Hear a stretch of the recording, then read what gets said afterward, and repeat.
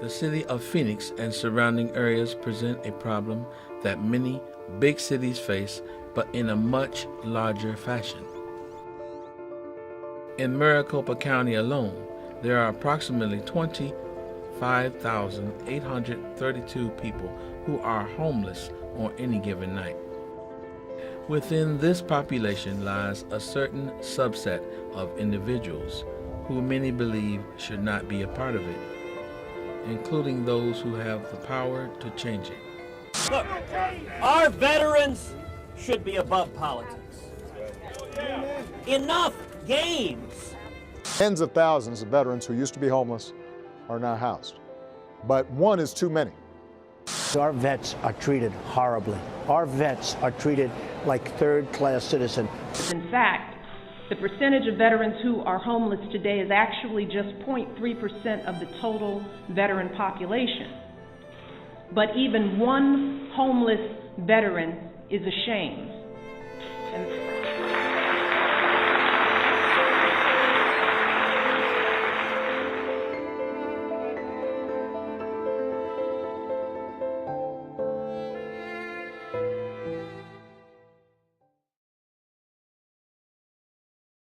At 56 years old, I could run around this place maybe one good time, and then after that, that's good. My name is Pawan T. Wright. I've been experiencing homelessness for 3 years now. I am one of the 57,849 veterans who are homeless on any given night in the United States of America, a country I signed up to defend at the age of 28. A country I am not sure has defended me. This story is just one of the too many stories that homeless veterans have to tell. Me and my wife were put out of our home because we went through some kind of sad story. In 2008, I had gotten a job working with Lockheed Martin, making $17.66 an hour. Got the dream job I wanted, security guard. But it wasn't just a security guard, it was a vehicle inspector. I was working at the Indian Head Gate, Indian Head Base, Naval Base. And I was doing my job, doing my thing.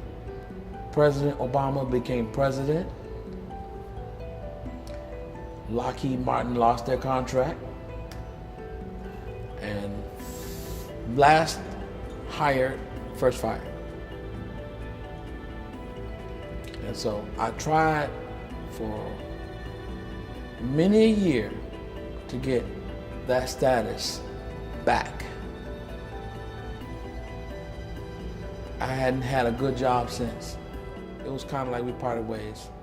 They went their way, I went my way. I didn't ask them to show me, help me, can you refer me? I didn't do any of that. That was partially my fault because I got discouraged. If I'm telling anybody out there, go back. If you lose your job, go back and ask.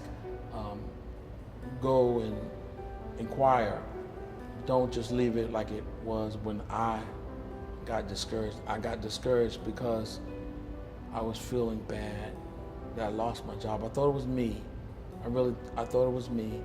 Nobody had to be at the conference room or in the conference call when the president said.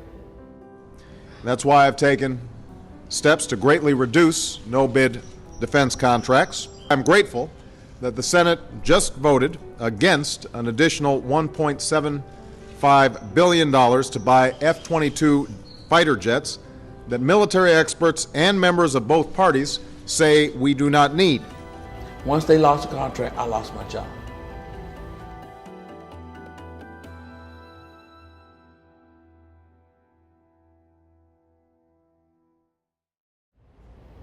This all happened in Marlboro, Maryland. It was important to us that we stay together. I was working as a food service worker. It all started when the shelter was telling her there's a time limit. And my cousin kept telling me, well, if you leave, you can't come back. My wife, she went to Ohio, see if she could get one of her relatives up there to help her out. And my daughter wanted to stay because she had a job. She had found a job and she wanted to stay. So my daughter stayed, my wife went to Ohio, and I went to Pennsylvania. It didn't work out for me and my wife, so we both came back to the DC area. 1 month later, I ended up at a place called Veterans on the Rise. I stayed with the program until the program was beyond its limits to hold on to me. The veterans have poured out their sweat and blood and tears for this country for so long, and it's time that they're recognized, and it's time that we now take care of them and take care of them properly. That's why I'm pleased today to sign into law the Veterans Choice Program Improvement Act. So this is called the Choice Program Improvement Act. Speaks for itself. This bill will extend and improve the Veterans Choice Program so that more veterans can see the doctor of their choice. I mean, as a social worker and as a person, I think resourcefulness is probably the primary tool that you need to have in anything. I think when coordination is at its finest, you'll find where the lack of resources are. I do think there's a lack of affordable housing, though. And I think even if everybody was coordinating properly, I still think there would be a gap of housing for individuals. I mean, we have thousands of people who are homeless, and rents, especially in Phoenix, continue to escalate. So it's harder and harder for voucher programs to partner with landlords. It's harder and harder for people to find housing on their own. So it's more resources in terms of housing would be beneficial. So there are a lot of things that keep organizations from coordinating, and I think everybody is in this for the same reason, is to house, let's just say in a particular sector. So veterans, all of those people that I described earlier around the table, they're all in it to house homeless people and get them into a place where they can live a healthy and productive life. That philosophical difference is going to hinder, obviously, getting to a place where you can work together. But I do feel in our community right now, despite some of the big differences, people are coming together on at least the common grounds to say, okay, well, how can we, let's just get to the baseline of this and say there is an issue. There are people on the street suffering every second that we're arguing together about menial, stupid stuff. I would say we are not even close to Cinderella being a stepchild. We're the outcast child. We're the child that, oh, we got your service, you did what you had to do, bye. We are that child that got put out in the rain, in the cold, in the depth of January in Washington, D.C., our nation's capital. You're not gonna do for me? I put my life on the line. I'm not in my right mind because I was in a Gulf War for you, for my country. I did what I needed to do as a man for this great United States. And I come back, and I gotta take you back when I was 9 years old and those Vietnam vets were coming home. And tears were streaming down my mother's eyes. And I'm like, Mom, why are you crying? She said, they know not what they do. I remember how they spit on them and burned them and burned the flag and said you were a baby killer. Tying it back into my husband, like, how can any country not bestow them with whatever pearls we had to offer? How come in our country a football player can make more money entertaining than a man who can lose his limb honoring his country? How is that?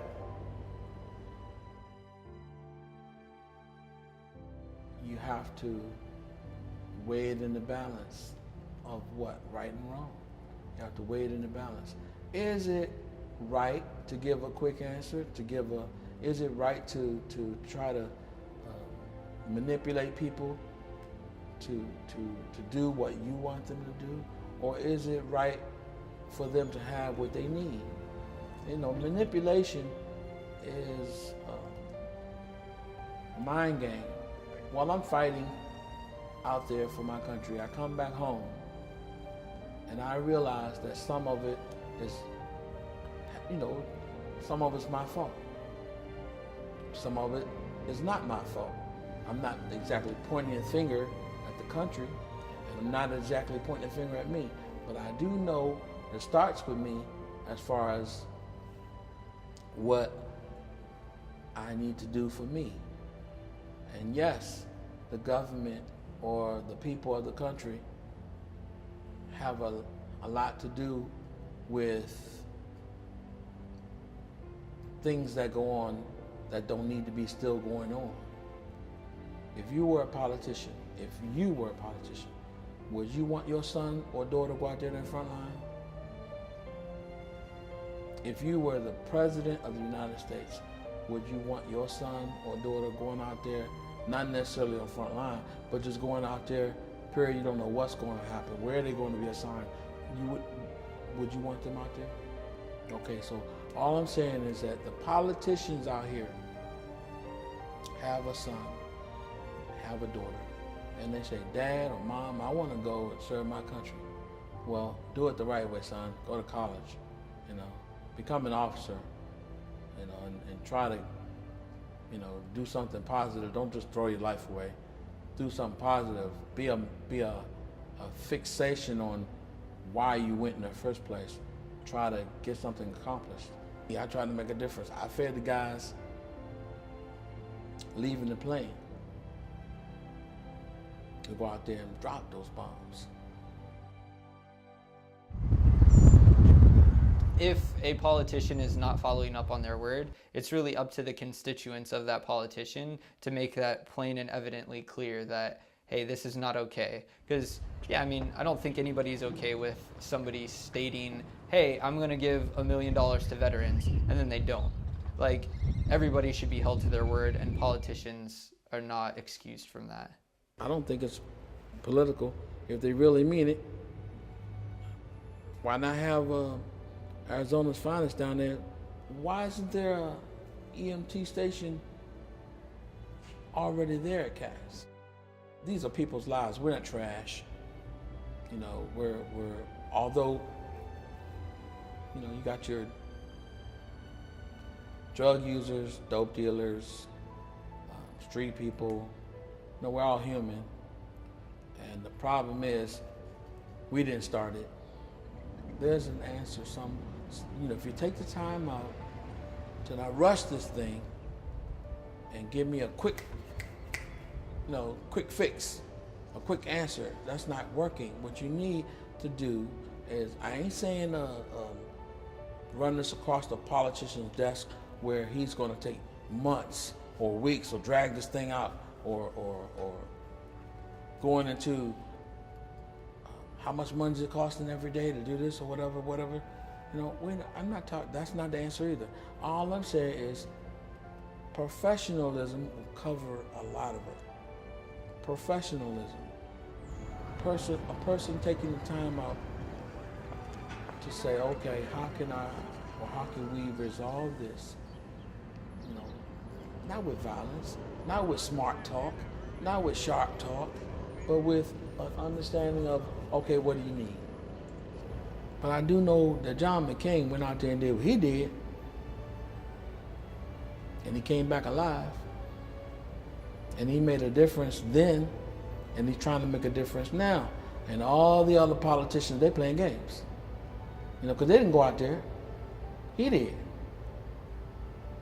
You know, you stop and think for a minute, and you ask yourself, well, I don't think they put themselves on the line like he did.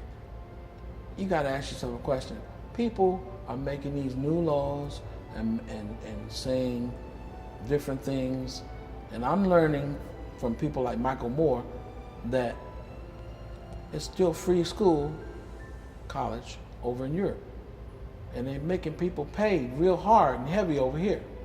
If you can find new ways to bring down the cost of college and make it easier for more students to graduate, we'll help you do it. We will give you additional federal support if you are doing a good job of making sure that all of you aren't loaded up with debt when you graduate from college. Is that right? Why are taxes so high? Why? Why is there a situation where veterans have to still pay taxes? Why is it that people are going through changes when they get out of the military and they can't get a job? They're obstructing a measure which would create jobs for the men and women who have risked their lives over the past 11 years to protect our freedom. Each year, 200,000 service members re-enter the civilian workforce. The Veterans Job Corps Act, which is before this body, would invest in those returning veterans, easing the transition back to civilian life with job training programs and priority hiring for the first responder positions. If young veterans want to continue their service to country and community by becoming police officers, firefighters, or rescue workers, we should do everything we can to help them achieve that goal. My wife bought them for me, and she said, "Here, these are shoes for you. You can have these. You can wear these." I said, "Where you get these from?" "Oh, don't worry about that. Here, you can have these. Wear these." I said, "Okay." So I started wearing them. I used to be able to run 2 miles in 13 minutes. Yeah, because you had to do that for the Navy, right?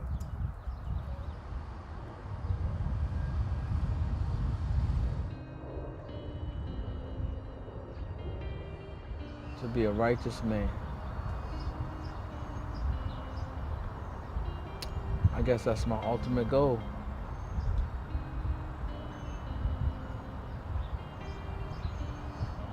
Well, from what I could gather from my past, I was mixed up, confused, discombobulated, so to speak.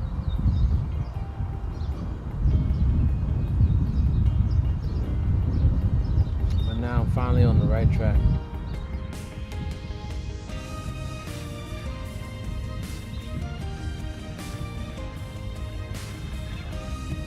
Yeah, the ending I really want is to show that I really do appreciate the love that was given to me.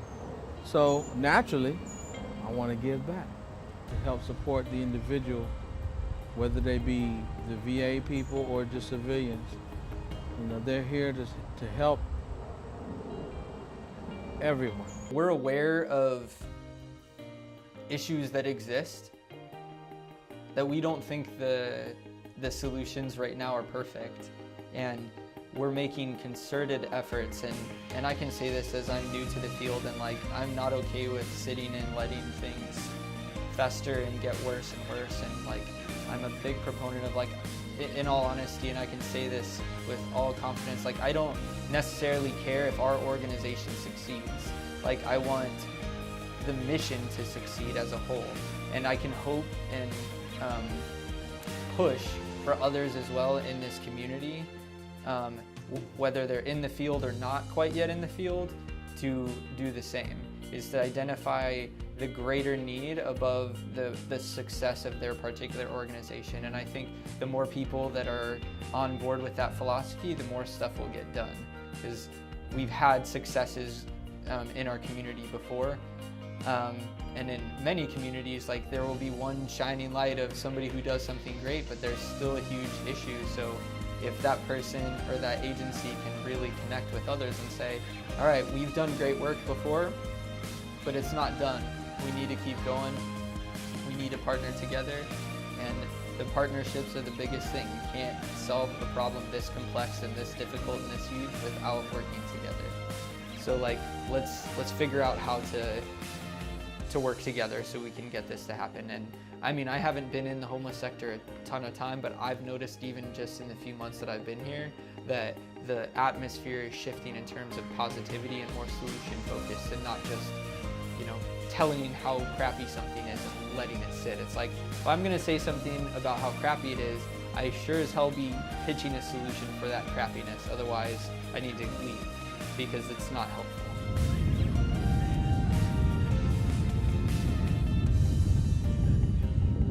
That's what I thought.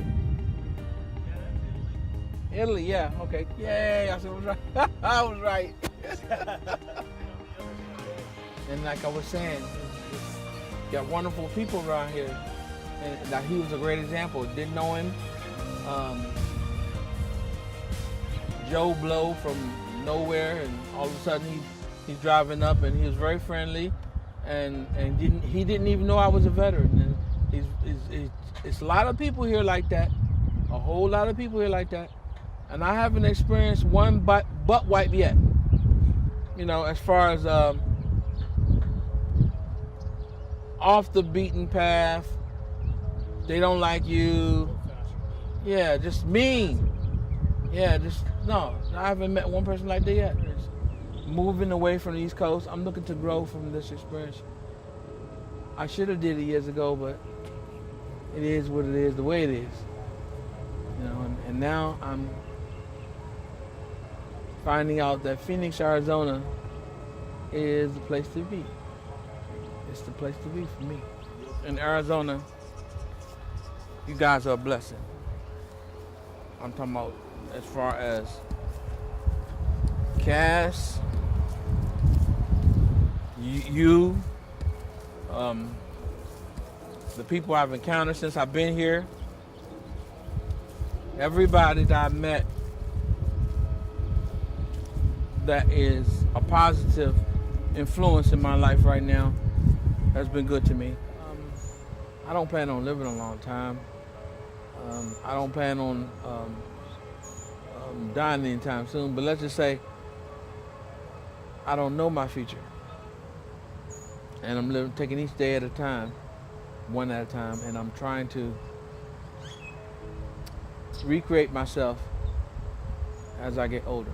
I'm trying to take certain challenges or try to reach out for those goals and say I want to treat these people better, show them better, give them a better understanding of what we want for them, what it's about, making them believe and understand how it could be so much better for them elsewhere instead of being here at Cass. This is not your home. You know, it's just a temporary thing. Your home is what you make it. And it doesn't hurt to have a wife. It doesn't hurt to have a mate, someone to help you along or help them along, because that makes you feel better. That kind of like influences you to want to do more good. As far as the wife goes, as you and Cheryl, I mean, it's been you and Cheryl. That's your family here. So, as far as the wife goes, how has she been as a support system to you? Well, believe it or not, her negativity has inspired me to want to respond, not in a negative way, but in a more upbeat, positive way, to want to see about her. This pilgrimage of homelessness will humble a person. It will make you appreciate every single blessing that is bestowed upon you, from the food that they feed you, to the clothes, to getting you where you need to be, for doing for you for what you cannot do for yourself.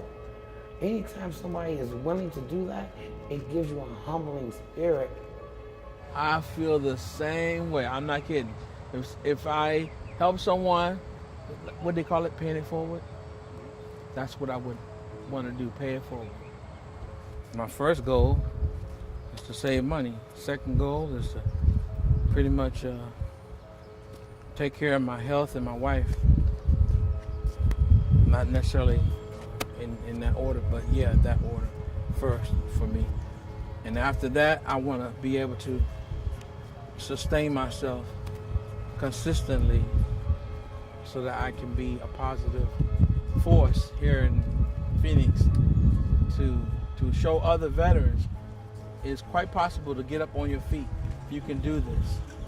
We can do this. It is very, very likely it's going to happen. it needs to happen. What? Because you're gonna have anywhere from a little bit to a whole lot of madness going on between you being homeless and when you get your home.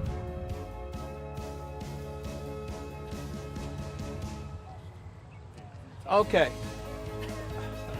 I am so happy. You can see it in my face. I'm so happy. I'm happy that I have a home to go to. I haven't got the address yet. I haven't got the keys yet, but I know it's coming because my counselor said you are qualified.